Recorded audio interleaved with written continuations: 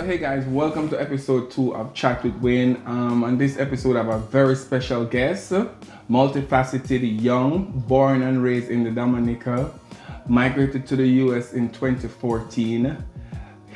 Through his resilience, discipline, passion, and a deep commitment to helping others, he has attained his bachelor's and master's degree and currently pursuing his doctorate in clinical psychologist, and also serve as an active member of the US Army.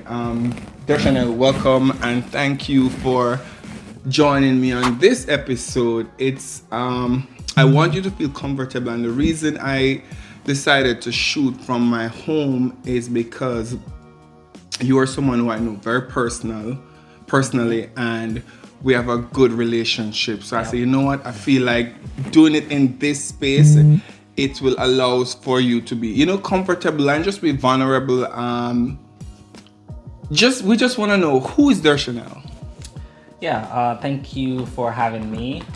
So as he said already, my name is Dershanel, and he kind of read all my credentials already, so there's no need to go about it. But who's Dershanel, to kind of answer that question, is somebody who is, as he said, multifaceted. I'm very much go-getter, goal-oriented. I always want to be able to apply myself to whatever I'm doing. I'm very self-actualized, meaning that I find success in everything that I do.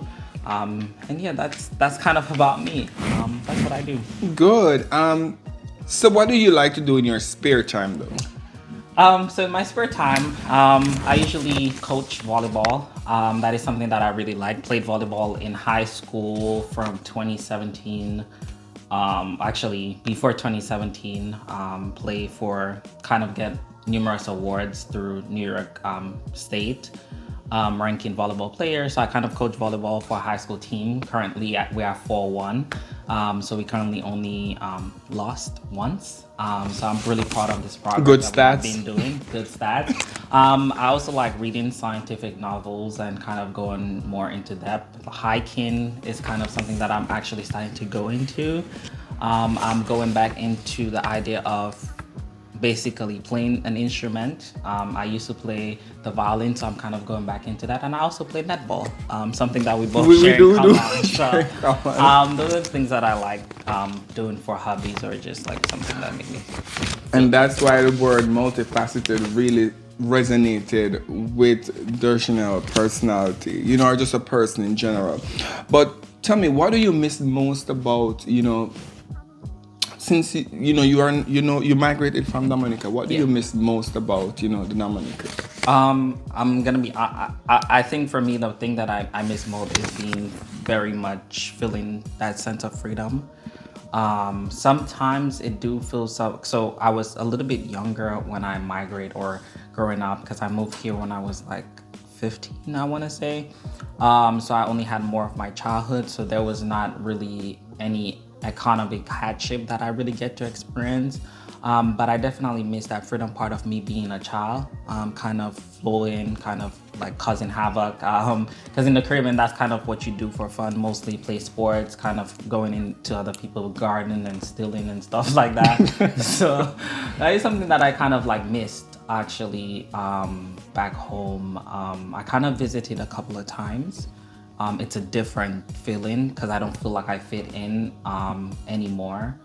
Just because some people who I grew up with kind of migrate to, and also just going around certain places, it's completely different. I feel that I share the same sentiment too as it relates to Jamaica, because even though for most of my adult life, that's where I grew up. I've just migrated maybe almost a decade now, but it still goes without saying there are just certain things that I would have readily available, while living in Jamaica. Here, it's different. So the transition is not necessarily the easiest, but because of, I guess, our personality, and we coming from the Caribbean, and we are always taught by our parents to just, you have to go for what you want. So I feel like that's one thing that I've always carried along with me, that allow me to just continue and know that, listen, you want good, you nose off around, you just have to keep moving and keep going. Yeah, I think for us, like growing up, you learn the idea of persistence is key. Although they don't really say that, but they show you that through so many different things. If you want something, there's some type of way that your parents is gonna find it, and they're always trying to get you there to kind of go. And growing up, you kind of learn the idea of you struggle already. You know what it was like struggling, and it was not only you; it was a bunch of you guys raising up together, because you would have your brother, your sister, your cousin, and you kind of raise up together. So you guys we experience that struggling part of it. So when we come here in a land of opportunity, of whatever the case may be, or how you describe it, we kind of fight with kind of trying to be very persistent and kind of take that with us and what we grew up with to kind of continue to get what we deserve. So let me ask you, and what was the transitional period like for you?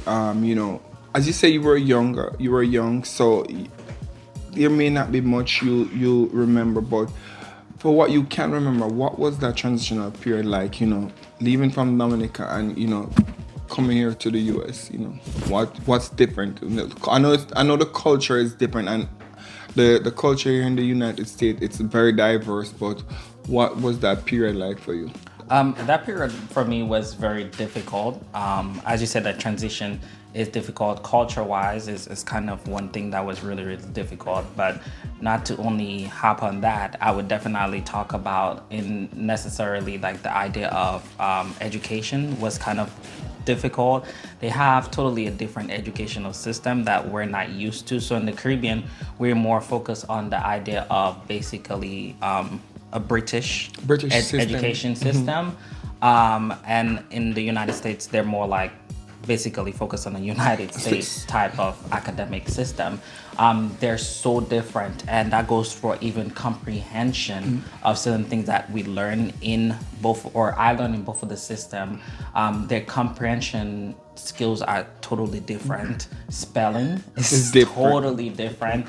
And just how they learn was one thing that I struggle a lot with. And yeah, I would definitely highlight that part of it. And I'm glad you mentioned of the comprehension, because I'll share a quick story with you. I vividly remember when I decided to do my GED, because for some reason I couldn't, my 60 results from back in the Caribbean, I had issues getting those here. And I said, I'm going to do the GED. And I remember I did the, I think they call it writing here, because they have reading and writing. That's what they classify it as. And I remember I did the comprehension and I failed. And I was working at a prominent pharmacy here at the time, and I remember I was talking to one of my coworkers, and she said to me, she's from St. Vincent, and she said to me that no, you didn't do anything wrong. What you did was that you were doing it how you were taught in the English, the British system. Yeah. This is not how the American system works. She said they want you to do it this way. It's just like you're looking at the same story and you're picking up at the same words to give your analysis. Yeah. I said, really? And she said, yes. She said, try it and tell me the next time. And I did it, and I passed. And I was like, I'm glad that I passed, but in my mind, I'm like, do I really learn anything? Didn't learn anything. Yeah. I think because at one time I was teaching a GD program, and when I started, that was kind of one thing, or going through the system too, is kind of one thing that I actually struggle with, because at one time they want you to actually pick what is in the paragraph or whatever the story that you're reading. They want you to pick that specific, so you end up plagiarizing basically. That's what I think. And they want you to take, if it's in sentence 3, they want you to take the whole sentence and put it into that question, or if that question is applicable for that essay. So it's kind of weird, and we use what they call double negative up here. So sometimes in comprehension, we would answer like yes to a question. For us is yes, but for them it's no.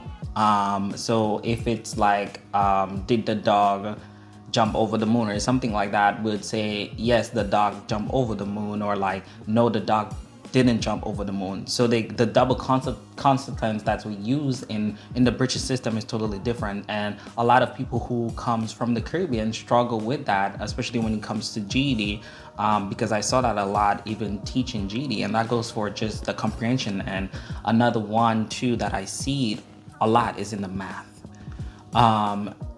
My experience in the math classes, like certain classes, I got the same answer, but my work in long division, something that it's different. It's different. It's totally different, and that is something that they don't pry. If your answer look completely right, but your working is wrong, they would give it to you wrong, but your working is correct based on your experience in learning it.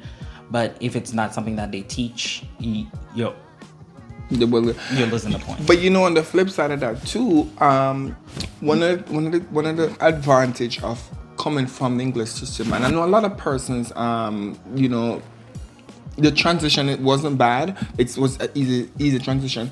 If you are a student, from whichever Caribbean country you're coming from, and if you mastered the system, while you were there, it's not difficult for you when you get here. Mm-hmm. But you still meet there's still some aspect that is just a little bit, along the transition, you're gonna have a little hiccup because of just that the American system is different. But if you are someone who, are always on top of your class, you master, the system there, the transition is not that, difficult. Yeah. I mean, from my experience and others that I've spoken to.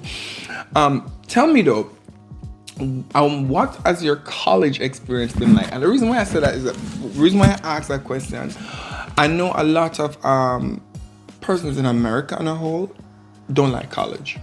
Like a lot of persons here, born here, and for some reason I don't know why they don't like college. But I had a pretty good experience. What was your experience like going through your bachelor's and master's program? Okay, I liked it. As education is something that I thrive on, and I do believe something that my grandmother, my mother, and my whole family kind of instilled in me. Education is actually the key, and I'm sure a lot of Caribbean countries and Caribbean families say amen to that. And I think it applies to the same phenomenon. My college experience was fun. I definitely went there with an open mind, although I was scared. So I went away for college. I stayed in a dormitory type setting. And I went to school every day. It was fun. I partied most of the time, but I still did it. I think one thing that American individual or American people who grew up there, or like even Caribbean people who then moved to America at a younger age, so maybe like less than 5 or less than 10, and didn't experience what we call high school or secondary school back home, their drive to having an outcome or a goal is skewed. And for us, it's sometimes we're ready by the age of 12 because we're exposed to integrated science, and we're exposed to all this other SBAs and all those other classes and technical drawing and all this at an early age, which is like what, 12? We started form 1 like around 12, 13. Yeah. So it's like your brain is not even developed yet. Like you don't even know, your logical and decision making is not even there at that age.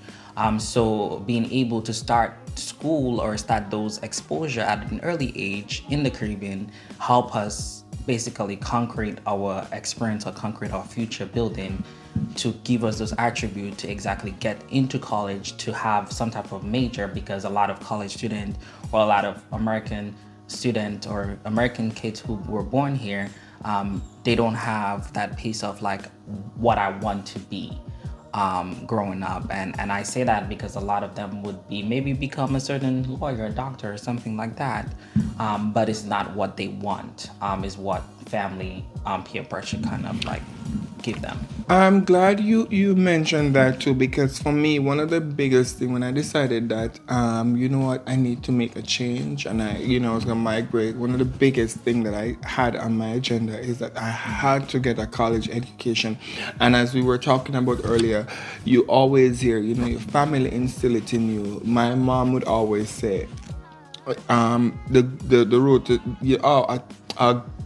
the road to success is a good education. Mm-hmm. You need a good education. You hear it over and over and over. you talk about your family. Do you still have family that lives in the Dominican Republic? Or the Dominica, not Dominica Republic. I do have family still there. I do have family. I have people I raised up with too that's really, really close to me that I consider family. But yeah, they still there. They're kind of doing the same thing that they've been doing for I don't want to say the longest, because there's in the Caribbean, like the job opportunities. The opportunities are limited. Yeah, like once you have a job, you kind of better you just stay there. You're gonna do it for the rest of your life. But yeah, I do still have family back home. That's awesome. Now let's switch gear a bit. Why? So I know you're doing your doctorate now. Congrats on that. Why did you choose to major in clinical psychology? Yes. So as I said, like at an early age, right? We grew up and in grade 6, where we had to take common entrance exam. I was taking a course, and it was a science course. And we were taking a course, and we had to learn the whole body system: brain, heart, lungs, liver, kidney, skeleton system, all the 8 different systems. We had to learn it. So there was some of them that came to me really, like the kidney, the brain, and the heart was the 3 organs that actually really came to me, where I could like draw it and actually tell you how whatever you're trying to get, like how if we drink water, like how it functions, and all this stuff that happens. And I started to love the brain, the way that it looked, so many things, and through my experience, I learned that the brain is the strongest but also the weakest part of the body, right? And it's a weird one. So I wanted to go into that field to more from so that young age. Yes, at the age of 12, if I make you read a lot of my essays going into college, my grad programs, because I do have a master's degree in neuroscience, my grad programs and your also master's degree is in what? Neuroscience. So it's in brain development or brain cognitive. I learn about the brain a lot in that and how different things. So at the age of 12, I actually that was something that I really, really wanted to do, and it haven't changed as yet. And even going through my clinical psychology program, I learned more so in this year right now, I learned more so about cognitive processing of like assessment, and how we as individual or people kind of get diagnosis with different mental health issues, and how that looks, and how we conceptualize that as therapist or a psychologist or psychiatrist. So that has been something that I'm also into, kind of getting into more of adding to that percentile of a Black psychologist, and more so later on trying to focus more on Caribbean studies in the mental health, because there's not a lot of research on that. So yeah. Yes, I'm glad you touched on that, because as you know, I share this with you personally, that I'm seeing a therapist, and I'm glad you also mentioned that there's not a lot of mental health research that is synonymous with the Caribbean. Not saying that there isn't, but there is not enough. And for you, going in that field and wanting to give back, because obviously your research is just try to develop an advanced technology for the Caribbean. But where do you see yourself in terms of that career path within the next, say, 5 years? Yeah, I just want to tag on to like that part, since we're on that topic of like mental health research in the Caribbean. It's actually not a lot. So in my country, we only have one. In St. Kitts, there's a couple, like it's only like 1 or 2, but it's so outdated. It's like 1995, 1998, 2000, 2005. So those research are just not recent, especially with us going through COVID and certain tropical disasters that affect certain things, earthquake and stuff like that. But in the next 5 years, I see myself actually starting to do more research into the Caribbean, and also kind of looking at ACEs. That's what we call it in psychology, which is mean adverse childhood experiences. So like the trauma that everybody grows up experiencing, regardless if that's relationship, sexual health, sexual trauma, or anything of those natures. So that's kind of what I see myself doing in about 2030. Yeah, hopefully God spare my life. But yeah, that's awesome. Yeah. My next question now, I know we talked about this in my intro. We talked about you being, an active member of the U.S. military. How do you balance both? Because what people don't know, though you're an active member of the military, you also have your personal life and, your work. How do you balance both? I definitely said that I become aware of everything that I do. And if I cannot, if I'm adding something on my plate that I know I won't, not helping my mental health, I don't want it. And regardless if that is to run for the president of the United States, I don't want it if it's gonna put a lot of stress on me. And I use that example just because sometimes that is a drastic example, but it seems like a lot. So, I balance it. So I do my stuff once a month. I do that type of training, my military training once a month. And when I'm not doing that, I go to school. When I'm not going to school, I coach. When I'm not coaching, I may travel into Jamaica or somewhere to play netball. Many hats. And so that's kind of just what I do. And I give myself the grace to understand that what I'm doing is actually a privilege, to be honest, because not everybody is able to actually do all the things that I'm doing and still have a safe mental health practices, but also not really worried about the future. And for people who is doing that, I definitely would say be flexible and don't have a timeline based on certain things that you want to accomplish, and you should be good and you should enjoy everything that's going to come with it. Let me ask you this though. I say this because you were probably one of the first person when I decided that, I wanted to start my podcast. You were one of the first person I pitched the idea to, and you were like, yeah, do it. You have always been supportive of pretty much anything that I say. You know what, I'm thinking about this, and you give your honest, unfiltered opinion. Yeah. Regardless, it's because and I said unfiltered because regardless of the fact, if you are really friends with someone and you take them as a friend genuinely, you're supposed to tell them the honest truth, our opinion, irrespective if I may like the opinion or I may not like it. But the fact that you give it to me, it's for me to decide what I'm going to do with it.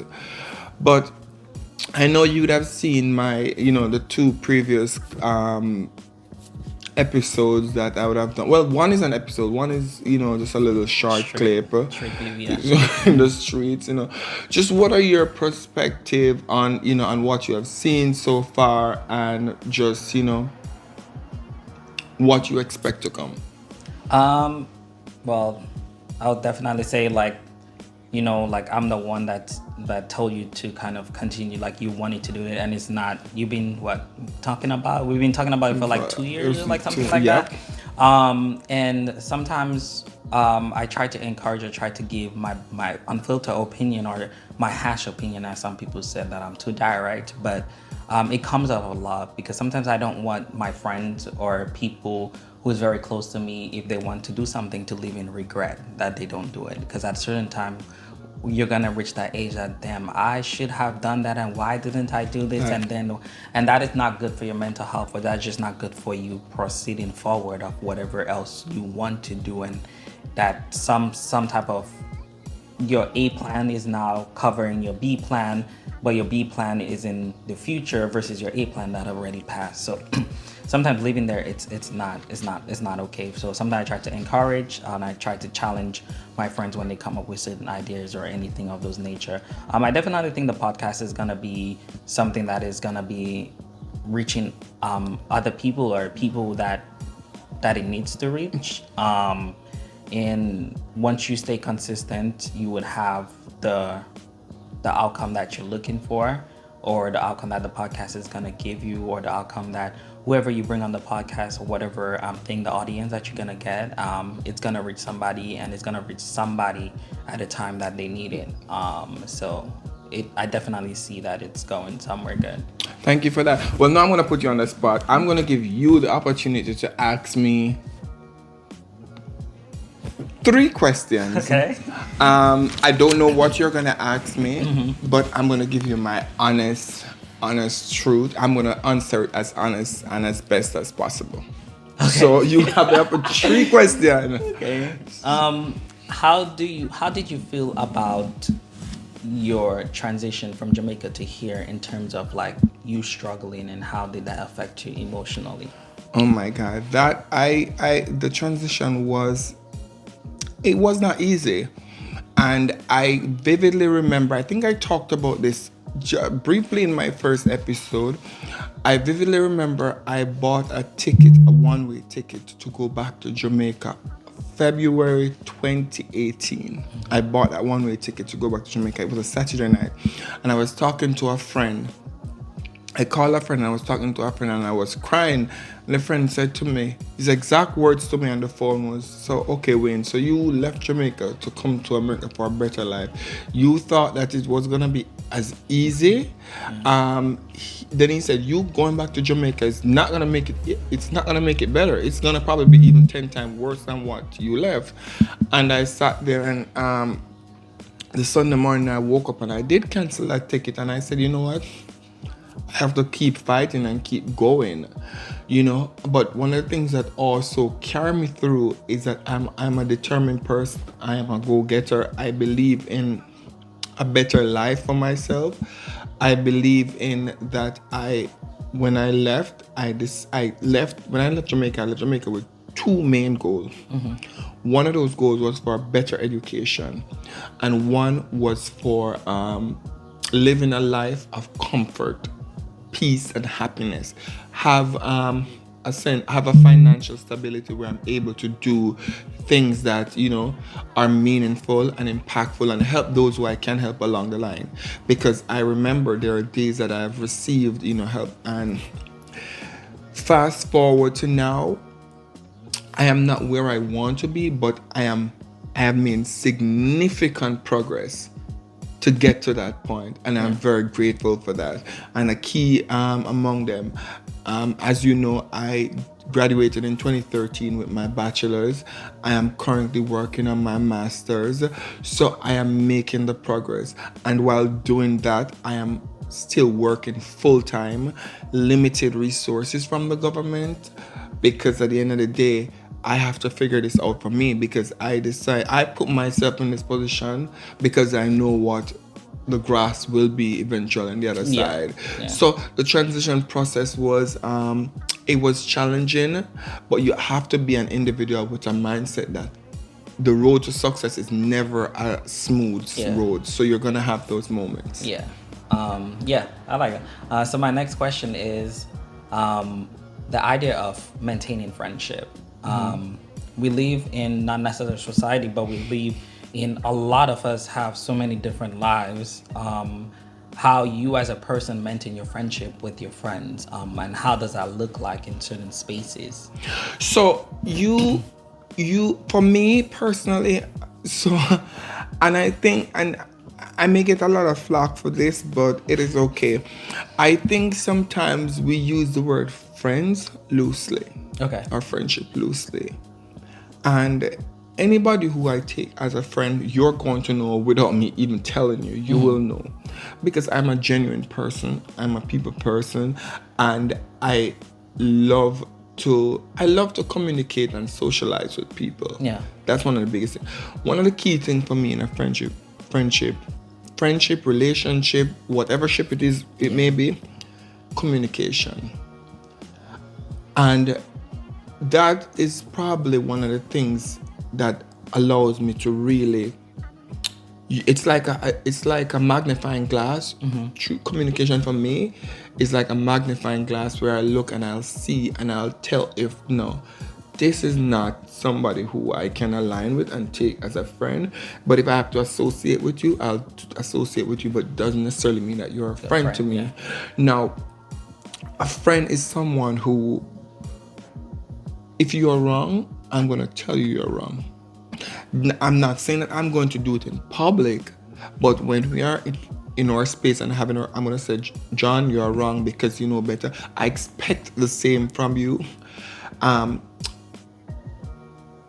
I don't friend someone because of what they may be able to give, whether financially, benefits and stuff. because I don't friend people because of benefit. I friend you, I take you as a friend because I see something in you. I see value in you as a person, Yeah. not material stuff that you may have to offer. That's not what I see. I see value in you as a person, and that comes from just the communication. You know how we communicate with each other, being able to build trust, being able to, have a shoulder to lean on when you need one, because we cannot live in a world by ourselves, and we have to have persons that you can have a shoulder to lean on when the time calls for it. So those persons, and I'm a very caring and giving person to my friend, so you will know when you are my friend. That's just it. But the biggest part for me is communication. I think a lot of persons nowadays, we lack communication. We don't know how to communicate, and communicate doesn't necessarily mean that we have to speak every day. But communication is very key in a friendship, a relationship. For me, any ship it is, it may be, but that will make or break a friendship for me. The ship, yeah. That will make or break it. Yeah, I definitely agree with that. For me, it's definitely like communication is key, and those are the cliche term that we grow up and like, oh, what does that mean, until it show up in certain aspect of our life, or maintaining some type of friends or like acquaintances or whatever type of ship. It's kind of like understanding how to do that. Another thing for me in that sense is like the idea of like emotional intelligence, being able to feel your emotion and communicating that emotion very rapidly, or very communicating, cohesive, and in a comprehensive manner is really important to me in a friendship. And that could just be you being emotional, or you just saying like, hey, you're doing this bad, but actually saying it versus attacking, and also just not necessarily like projecting your own feelings or your own wants, because we're two different people. We're just in the ship together, kind of trying to figure out who's the worker or who's the captain at it's like you have to read in the room. Now my next question is and your last question is the idea of basically setting goals. And I ask that question because sometimes we leave, or some people live in the idea of setting goals based on something that they feel like gonna bring them money, which money is an important part of living. But also I tag success or goal setting based on success. And success for me personally looks like basically living comfortable, having a roof over my head, being able to travel, being able to go into different spaces and advocate for certain things.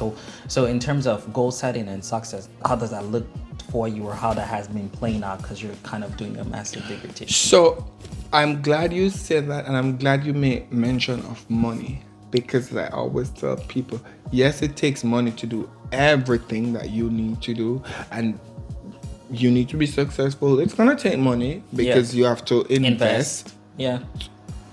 For me, success comes in different form, and how I look at success, the fact that when I transitioned from Jamaica and I decided I'm coming to the US, and I said that this is what I want for myself. I need a higher education, I need financial stability. The fact that I graduated with a bachelor's, that's a part of my success story. I am working on my master's now. That's also another aspect of my success story. I had the opportunity to intern at the second largest district attorney's office in the United States, the Manhattan District Attorney's Office. That's a part of my success that I never see in the equation, because I never had that in the equation. But guess what? God had it in it for me. I had an internship with one of the big 4 accounting firms in the world last year, KPMG. That's also a part of my success story. But that's also part that I never see for myself.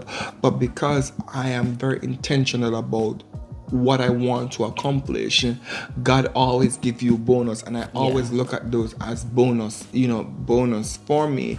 There are so many other things that I'm able to do. The fact that when I left Jamaica and I came to the US, it was through cheerleading. I was able to acquire my US visa. The fact that I currently have a Instagram page dedicated that I call Cheer for Happiness, that is dedicated to cheerleading, that I'm able to give back to cheerleading in Jamaica. It was on my birthday I also launched the website for Cheer for Happiness that has everything cheer related for pretty much any teams in Jamaica and every team, the JACF, all of these things are part of my success story. So my success story is not predicated on money. It's not for me. It's just a small thing. It's predicated on gratification. Gratification helping others. and helping others, and just a small progress that I make every day that is getting me towards my ultimate goal. You know this, so that law is something that I'm very passionate about.